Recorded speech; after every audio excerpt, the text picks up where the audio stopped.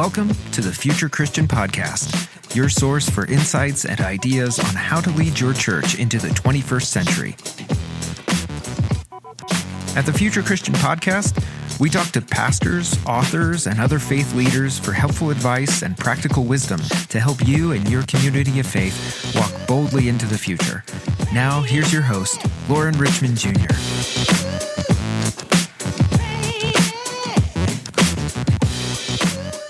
Welcome to the Future Christian Podcast. Today we're welcoming Brian McLaren to the show. Brian is an author, speaker, activist, and public theologian. A former college English teacher and pastor, he is a passionate advocate for a new kind of Christianity, just, generous, and working with people of all faiths for the common good. He is a core faculty member and dean of faculty for the Center for Action and Contemplation and a podcaster with Learning How to See. He is also an Auburn Senior Fellow and is a co-host of Southern Lights. His newest book is Life After Doom, Wisdom and Courage for a World Falling Apart. Born in 1956, he graduated from the University of Maryland with degrees in English. His academic interests include medieval drama, romantic poets, modern philosophical literature, and the novels of Dr. Walker Percy. In 2004, he was awarded a Doctorate of Divinity degree from Carey Theological Seminary in Vancouver, BC, and in 2010, he received a second honorary doctorate from Virginia Theological Seminary. Let's welcome Brian to the show.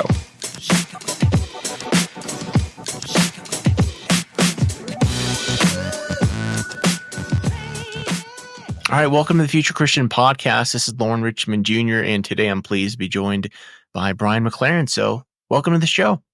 Great to be back here with you, Lauren. Yeah, thanks. Anything else you'd like our listeners to know about you?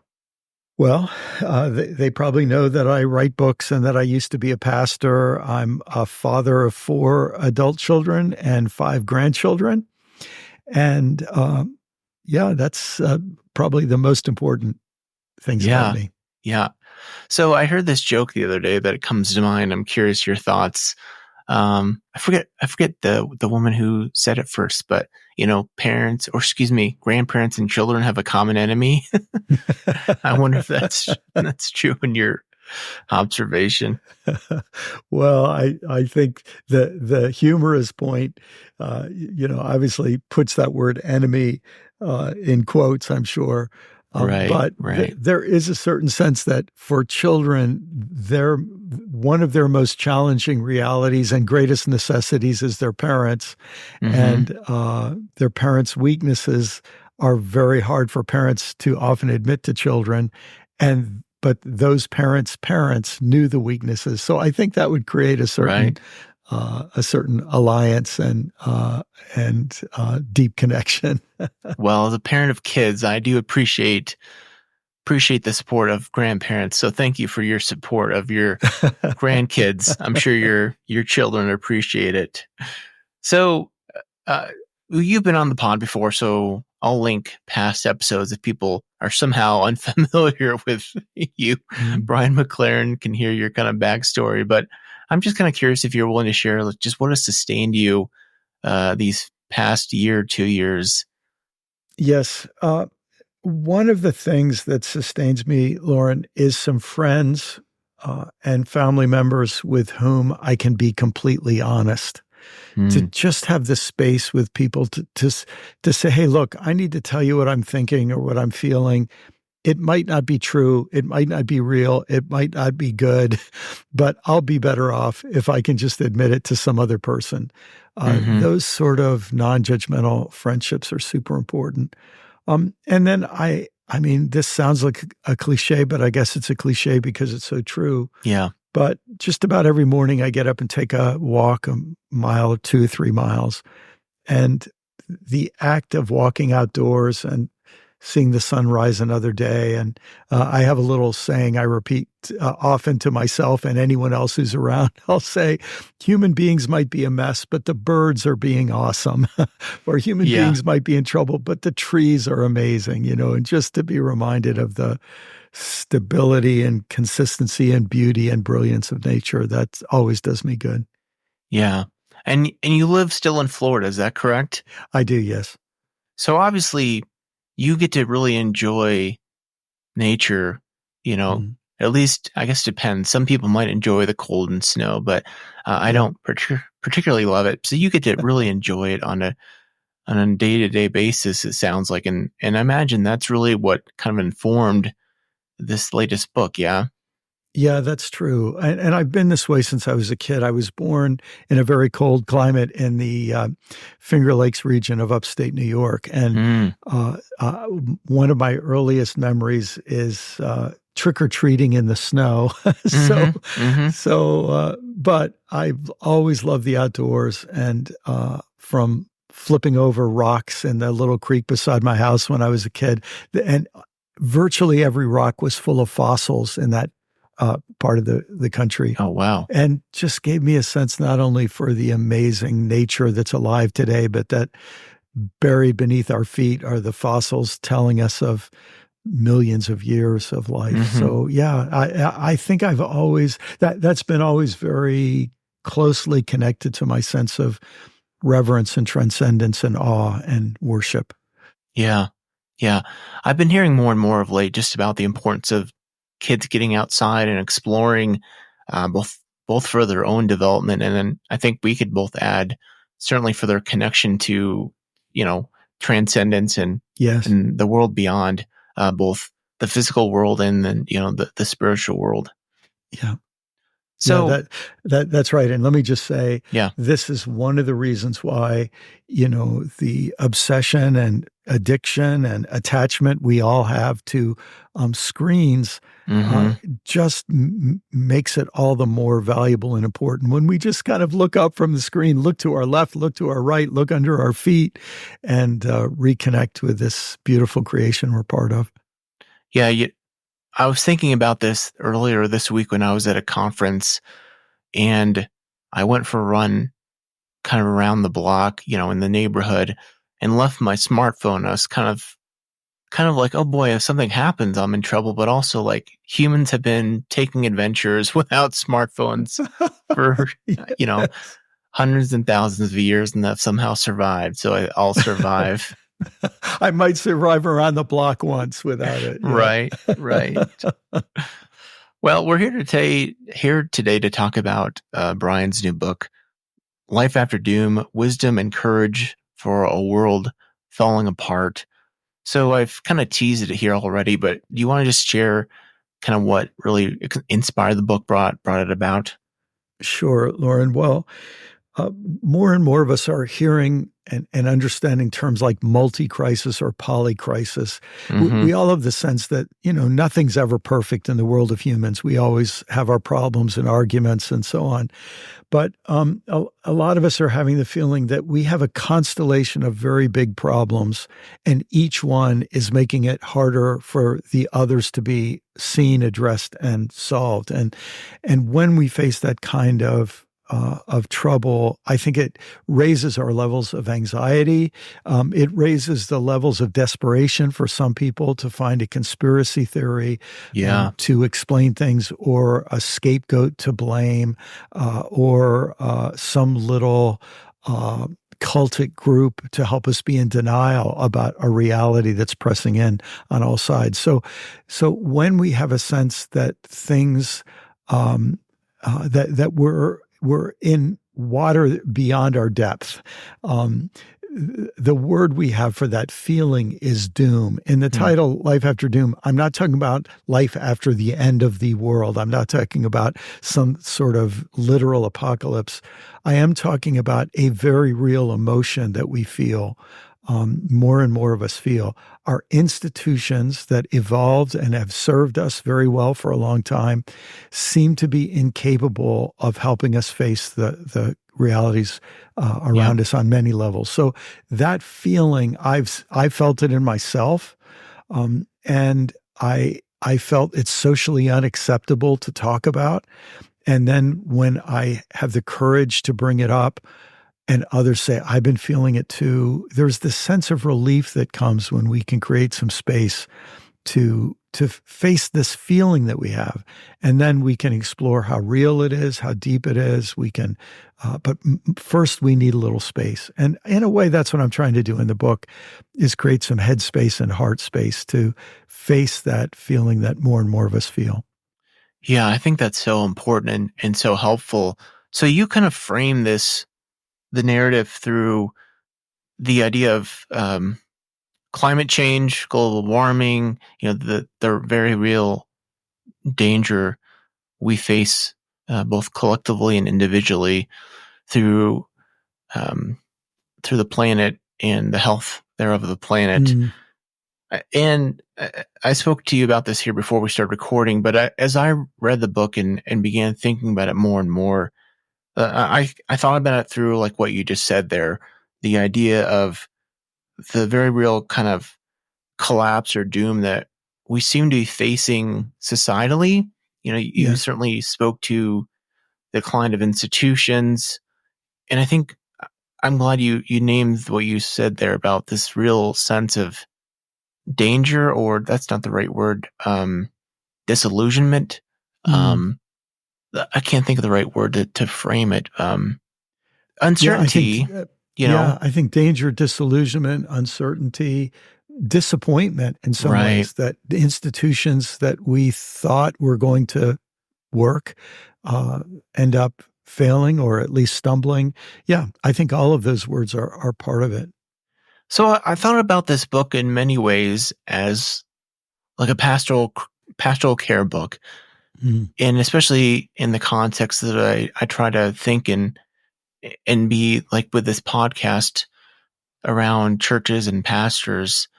You lay out in the book 4 scenarios, around climate change and the possibility of the future of the earth and really society at large.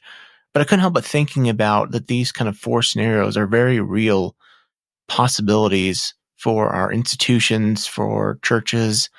Just on a webinar this week about, denominational decline, as churches individually and collectively try to think about what is realistic to plan for the future. So I wonder if you can kind of just talk about, first just name those 4 scenarios, and then we'll kind of just talk through the implications.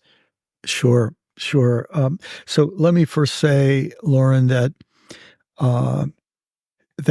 I think we face this multi-crisis, a combination of problems, each of which makes the others harder to solve. Yeah. But at the center of them is this problem of overshoot. Global warming is our maybe most urgent example of it, but there are so many dimensions to it. We could look at, we haven't cared for soil around the earth. We thought soil was worthless as dirt, but soil, it turns out, is a precious, amazing, glorious, wondrous reality that we took for granted. We didn't understand. We literally tore it up every year, not realizing that soil is like a civilization in and of itself. What we've done to our oceans, our rivers, our ice. Who knew how important ice was as a climate control center for the planet? So this problem that we're sucking out more resources than the earth can replenish and pumping out more toxins than the earth can detoxify and pollutants than the earth can neutralize. That's what overshoot is. And when you take that seriously, you realize that we're going to face a bumpy road ahead, because we've built an economy and a civilization that is based on certain things that don't fit with this environment. And as Charles Darwin said, if you don't fit, survival of the fittest means survival of those that fit best. And so if we don't fit well with our environment, then we're going to have real trouble. And so the 4 scenarios that I tried to spell out after, immersing myself in the literature now for something like 14 or 15 years, the 4 scenarios are collapse avoidance is the first. This is the idea that we can learn what we need to learn quickly enough that our civilization won't go through a collapse. So that's collapse avoidance. The second is collapse rebirth. This says that no, we will not learn our lessons, and we will not have the political and economic and social capacity to make the changes we need to make fast enough. And there will be some kind of civilizational collapse, but we'll learn enough on the way down that we'll be able to have a new ecological, sustainable, wiser civilization be born from the aftermath of this one. The third is a little more dire. We could call it the collapse survival scenario.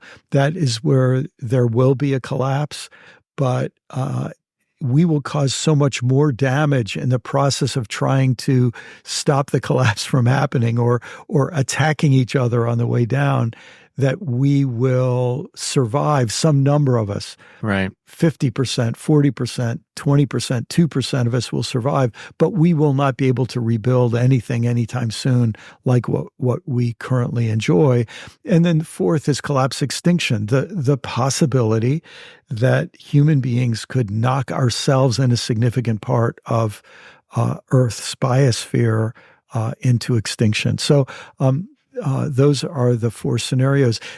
You might say, well, collapse avoidance, that's the only optimistic one. But even people who believe in collapse avoidance, who are working their hearts out for it and using their very best creativity for it, none of them think it will be easy. So I think we face challenges no matter which scenario unfolds.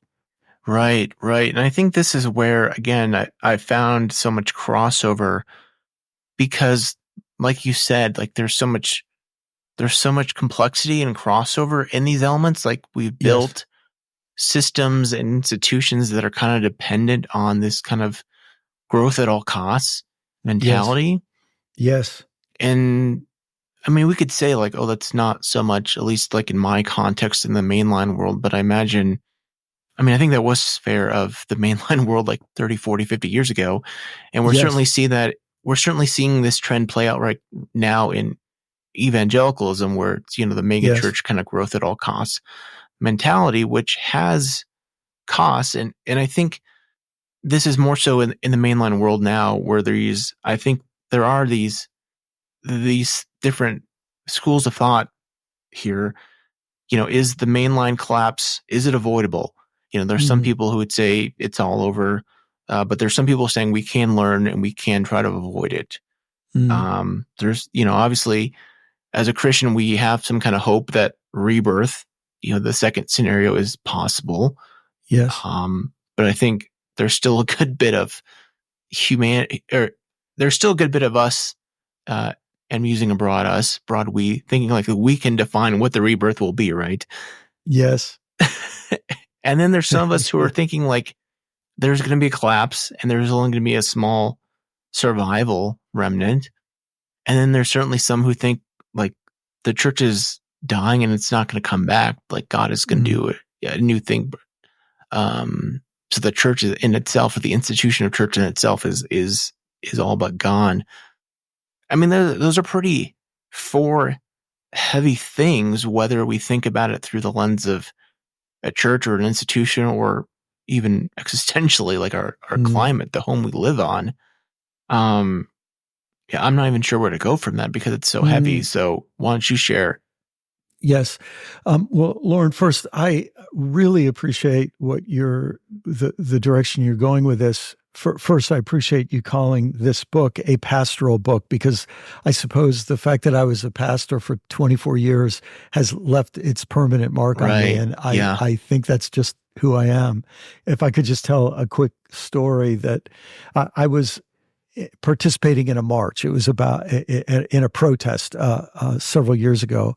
I live in Southwest Florida, and we had some companies from Texas trying to come over and frack the Everglades. I mean, of all the sounds like a great idea. And oh my gosh, it's just stupid and idiotic of both the Texas corporations and the Florida government that wanted to welcome these companies in to make some money, no doubt.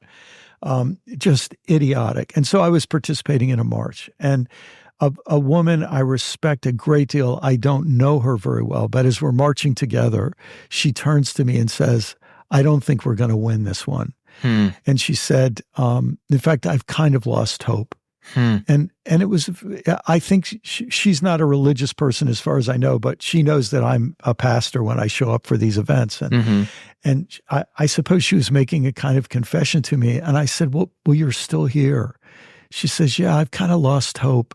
She said, the only reason I'm here is because of love, that I love the earth and I have to show up for something I love. And in that moment, I felt what she was going through described what so many of us are going through in so many different areas. Yeah. If we could have gone back in time to 1960, which was the peak year of mainline Protestantism, and we could have sat down and said to the people, listen, in the next 65 years, there will be less than half as many people in mainline Protestant churches. There will be about 40% of the seminarians, and a high percentage of them will not want to be pastors. They'll be going to seminary for other reasons. Right. If we would have told them those numbers, I don't think they could have imagined it to be true, because they were right at their peak, right? And I came from an evangelical background. In many ways, I was like a refugee escaping a place where my life was in danger. And so I've been so grateful for the mainline world, and I had great hope for the mainline world. But here's the thing I have to say, 65 years after the peak, and maybe 50 years after just about everybody knew that mainline Protestantism was in decline, I would have to say that virtually nothing has changed. In other words, some people are aware that there's decline, but the liturgies are virtually unchanged. Now, as we speak, Methodists are in the process of making some modest changes to their structure, but by and large, structures are intact. We've had to close down a whole lot of seminaries. Our concepts of ordination haven't changed.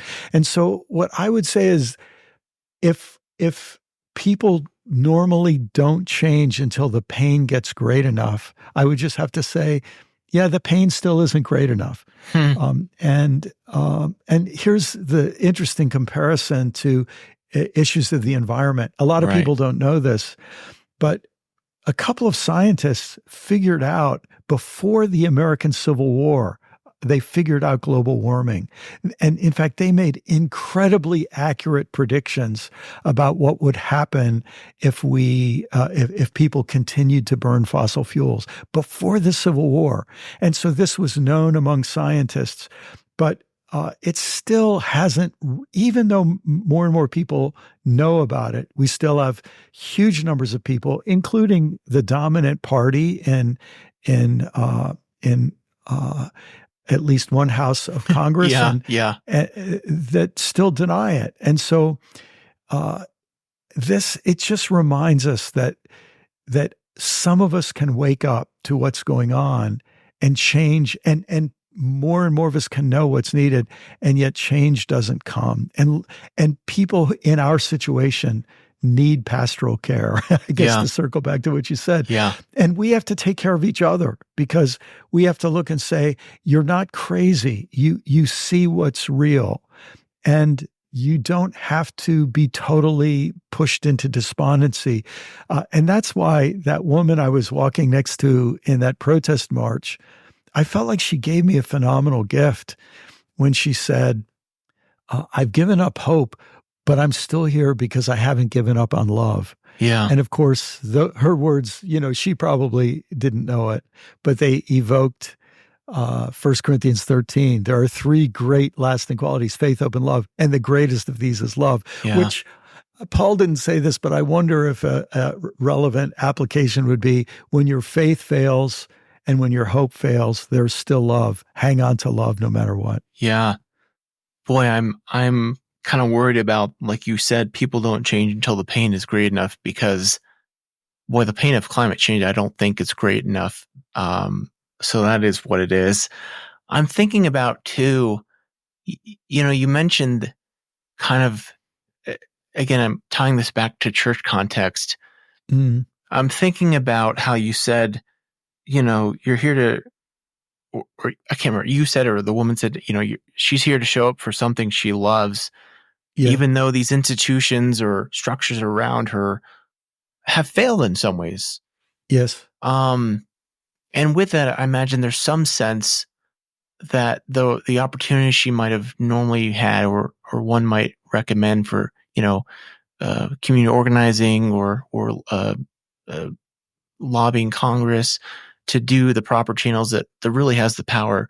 So I guess this is a long-winded way of saying, like, I'm thinking about for churches and pastors, like the normal kind of, like you mentioned, the normal kind of ways of, going to college and then signing up for div school and getting the ordination track and then going to serve a church. Like those models are falling away, if not rapidly, ever so surely. How does a faith leader, someone who's passionate about the Christian faith, living out both in word and deed, how does one be? Because how does one? I don't even know what the word to use is. Like whether it's the pastor, whether it's the chaplain, whether it's the faith leader, because so many of those words are attached to institutions. How does one be that role as a leader in these new contexts? Where to go back to your woman, that's why I'm resonating with. Like, how do I even show up for something I love? Yes. Well, so many things come to mind. Let's see if I can untangle them to say them in some kind of useful way, Lauren. The first thing that comes to mind is when Jesus said words that we quote, but maybe now we're in a position to understand their context. He said, whenever 2 or 3 of you gather in my name, there I'm in the midst. Let me take those words from Jesus with another thing that Jesus said when he looked at the temple. And he said, one stone will not be left upon the other. Yeah. He could see. And by the way, I don't think you have to think that Jesus had supernatural knowledge of the future or that he was predicting something that he was ready to make happen. In other words, he was going to destroy, or God was going to destroy the temple. I think Jesus was smart. And he knew that if his fellow Jews persisted in their current path, they would have another revolution against the Roman Empire. Right. And it would end catastrophically. He knew what the Romans would do to the temple if the Jews tried another rebellion. And so what he, I think, is saying is, listen, you can destroy the temple and still survive. It's going to require 2 or 3 of you getting together and remembering what this whole thing is about. Oh, that's good. And to live out in a new way. And in fact, that's what happened. Ironically, when the Jews rebelled against the Romans came in and crushed the temple. And ironically, it was the Pharisees that began to gather people. It wasn't just 2 or 3. They gathered people in a quorum of 10. And those groups of 10 would then become the basis of the synagogue system that exists until today. So after the collapse of the institution that they knew, a new way of living and gathering would emerge that was far more flexible, far more decentralized, far harder to destroy, far more resilient. And something like that, it seems to me, could be helpful for us to imagine. If I would translate that into slightly more abstract terms, here's the way I'd say it. I think we have to, at least for a time, imagine the Christian faith less as a series of institutions and more as a series of movements. That's good. Yeah. And we shift our confidence from the institution to the movement. Now, for those of us who are clergy, the institution pays our salary, the institution pays our health insurance, the institution pays our pension. And so we become highly dependent on the institution. But there are ways to be Christian that do not, that function in a movement mindset rather than an institutional mindset. And I mentioned I have a background in the evangelical and fundamentalist and charismatic world.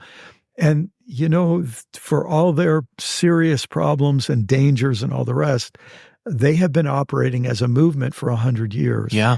And and it's the movement mentality. I don't think it's their theology that was so great. Yeah. I think in a certain sense, they jumped ship and started working as a movement, while other parts of Christianity stayed in an institutional mindset. So those would be a couple of thoughts, and there's a lot more we could explore with that, I'm sure. Yeah, that's good.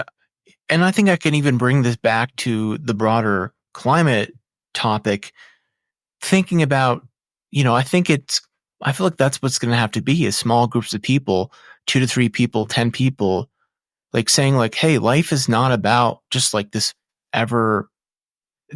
never ending pursuit of stuff and consumption and the bigger house and the bigger car. Like it's going to have to be like small groups of people saying like, hey, like, boy, isn't life more simple and meaningful when we're sitting together in conversation, enjoying the beauty of nature, not hustling here and there and everywhere? As you say that, it reminds me of a story, something that happened to me some years ago. I was in France, and I was at a gathering that was convened by Catholics and evangelicals, and I gave a few talks. They were translated into French. My French is bad enough that I should never inflict it upon people, but good enough that I can usually catch most of what goes on in a conversation. So we open up for Q&A, and I had someone sitting beside me whispering in my ear if I needed a translation.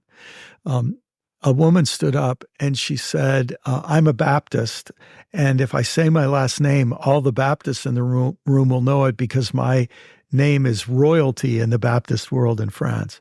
She said her name, everybody shook their head. She said, what will shock you is for you to know that for the last 7 years, I have not gone to church. I was a leader in my church. My husband and I were on every committee. We were the backbone of the church in many ways. She said, but 7 years ago, I reached a point where I said, I'm totally burned out. I remember she said, complètement fatigué. I'm completely worn out. And she said, so we took a sabbatical from church. And after a few months, my husband said to me, darling, we have a problem. We still love Jesus Christ, but we're not going to church. And he said, I have an idea. He said, I love to cook. I will cook a meal every week. And he said to his wife, you are a wonderful hostess. He said, let's have a meal, and we'll invite some of our friends who are not religious, and we'll just see if over some good soup and some good bread and some good wine that we could talk about things that really matter. And so the woman said, I have not been to church for these last 7 years. She said, but around my table every Sunday night, we have a meal. And she said, I think this is the greatest experience of church I've had in my life. And then she added, in all of my years of being a Baptist leader, I never really saw people come to faith in Jesus Christ. She said, but around my table, many people have come to faith.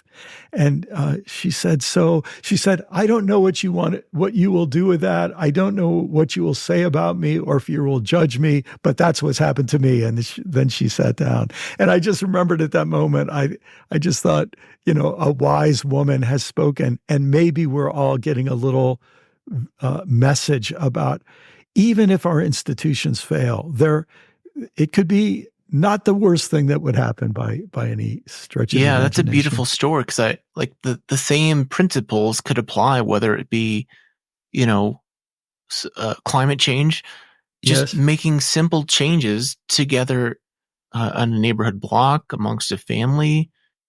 In fact, there's been a movement among people sort of on the avant-garde edge of Christian ministry. And they've called the gatherings that they create different things other than churches. Sometimes they call them urban monasteries. Or an urban abbey, or something like this. And it reminds me that at the end of another civilizational era, when the Roman Empire's relationship with the Celts in Ireland and Scotland and Wales is a complicated relationship. The Roman Empire enforce their control on the Celts right as the Roman Empire was falling apart itself. And so the Celts, in a sense, had to submit, but then in another sense, they still carried on some of their own independence. And that continued when the Roman Empire was severely weakened. And what happened is these Celtic monasteries became the basis around which people would build little villages and towns. Many of the really important towns that still exist in Ireland and Wales and Scotland are towns that grew up around monasteries. And one of the attractions is here, all around us is violence. All around us is ignorance. But in the monastery, they preserve wisdom. They're actually copying those manuscripts that other people have been burning. And of course, as someone who lives in Florida, when we talk about burning manuscripts, that has a interesting resonance for me. Ignorant people want to burn books because they don't want the past, and they don't want other people's knowledge to be preserved. But here's an island of sanity. And in a monastery, you couldn't bring your weapons inside the monastery. It was a gun-free zone, we might say. It was a little island of sanity and a little island of peace. And it just strikes me that that's a lesson from the past that we could be involved with in the present and in the future. And in some ways, if our decline continues in many of our religious institutions, the people who have nowhere to go or who drop out will either just sort of fade into the woodwork, or they will find ways to create those little islands of sanity and peace and love and wisdom. Yeah. This is good stuff here. Let me ask you two more questions before we take a break. One, as you're talking, is just as I think about the realities, both in church and in our what feels like where our world is heading as a climate, and really, frankly, as a global economy. Like, I feel like collapse is inevitable in some regard. So I'm wondering, like, do you think that humans in some sense control the outcome? And I mean that by humans have some measure of volition about what can come about from that collapse. And I love your example about the monastery example. So that's what I'm thinking. Yeah. So my deepest and most honest answer, Lauren, is I don't know what will happen. I don't have some clear sense of what will happen. It could be scenario 1, 2, 3, or 4. I think any of them are possible. And it's human beings that are the unknown, because human beings have surprising, astounding capacities for stupidity. And human beings have surprising, awe-inspiring capacities for creativity and love. Yeah. And my most honest guess is that we should expect both of those things to exist simultaneously. I think we see right now levels of stupidity that are, I mean, you would think it was a comedy or a movie script, but it's reality that people are acting this foolishly, cravenly, pathetically, ridiculously. And at the same time, the capacity is there, and it's happening, where it's not happening enough, but it's happening, where people are saying, forget it. The worse things get, I'm not just going to let that suck me down. I'm going to stand up for something. And so I suppose I dare to hope, and I bet you feel this way too. It's the reason I write books. I bet it's the reason you do a podcast and the other good things you do, is we dare to hope that we could together inspire one another to stand up with that kind of creativity and love and joy. Yeah.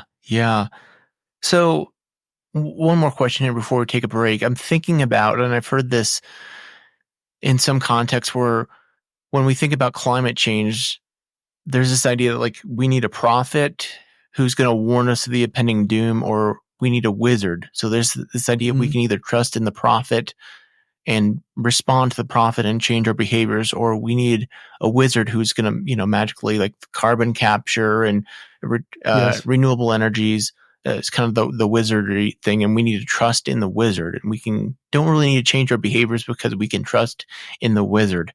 So I'm going to again tie this back into church, and I think the same kind of thinking can go into church. There's the prophet mentality that we need to trust the prophet that everything is collapsing and respond accordingly, or trust in the wizardry. And obviously there's some faith aspect that God can and might intervene, but still sometimes this can look like in churches is trusting in a dynamic personality or a amazing new system or structure that will save us. So I'm curious, like, whether it be in church world or thinking about climate change, do you like one of those or the other, or certainly there's limitations to both. Do you think there's a third or fourth mentality we need to think about? Yeah, I really love that question, and maybe we could come back tomorrow. Let me have 24 hours to think about that, because it's such a good question. I suppose the first thing I'd say is we definitely need the prophet. My dear friend and colleague Richard Rohr is writing, just finishing up what he says will be his last book. I hope not. We all love him so much, and he said this several times before, but Richard is getting up there in years now and his health is frail. But the book is called The Tears of Things, and it's about the prophet. Mm-hmm. It's about the role of the prophet.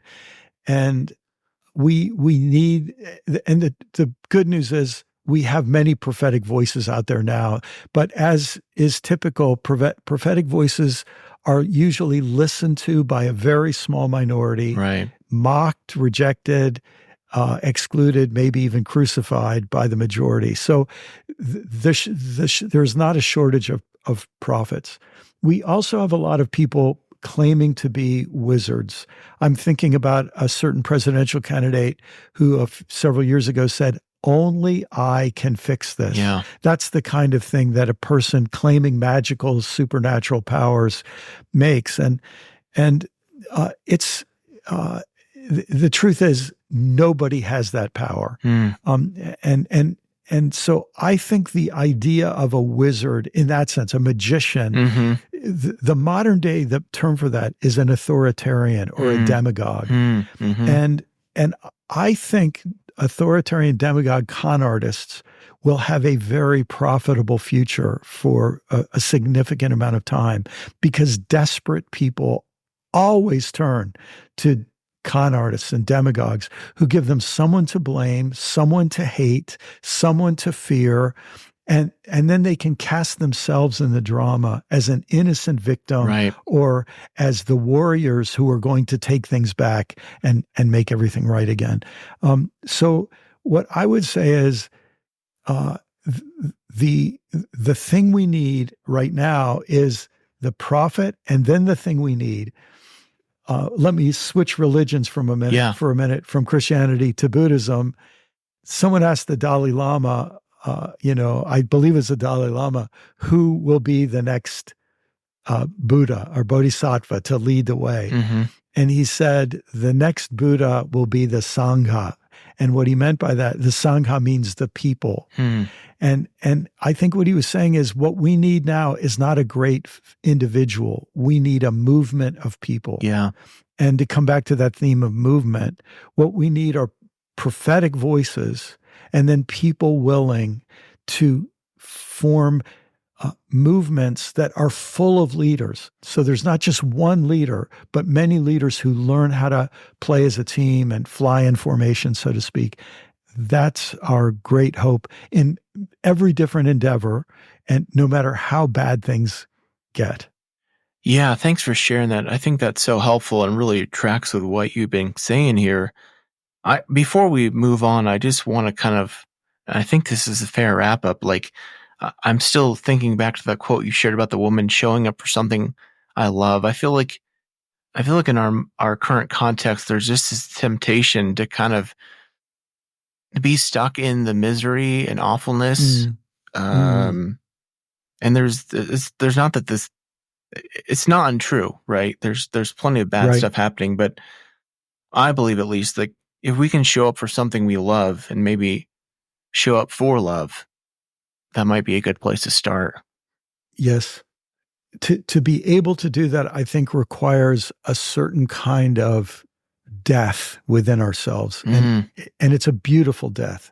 It's a needed and good and life-giving death. And it's the death to the assumption that life is all about me. And of course, we're all in pain. This organization that I gave my life to might not be able to pay my pension, or might be able to pay my pension, but can't do this and this and this, right? Well, what that's really about is I banked my efforts on something, and I'm disappointed that it didn't work out for me. Well, that's understandable. We feel that way, but eventually we need to get over that. We need to grieve it, acknowledge it. And then what we have to go through is this death to where we say, oh, but life was never about me. I'm about life. Yeah. And for us to outgrow an obsession with our own career and our own security and all the rest, but for us to say, I'm about life, I'm about something bigger than myself. This might not get fixed. This might not last through my lifetime. This might not get fixed during my lifetime. Yeah. But the things I love enough that I'm going to devote the time and energy I have for people who aren't even yet born to bear the fruits of. And that to me is a beautiful kind of death and rebirth that can happen within us. Boy, and that's really applicable. That's really applicable here to, again, the theme of your book. Like, yes, there's going to need to be some death to the belief that life is all about me.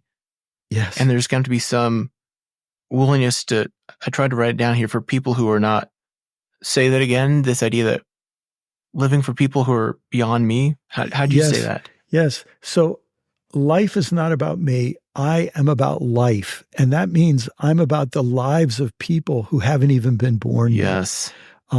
I want to sow seeds. I want to create conditions for a better life for people, generations yet to come. Yeah.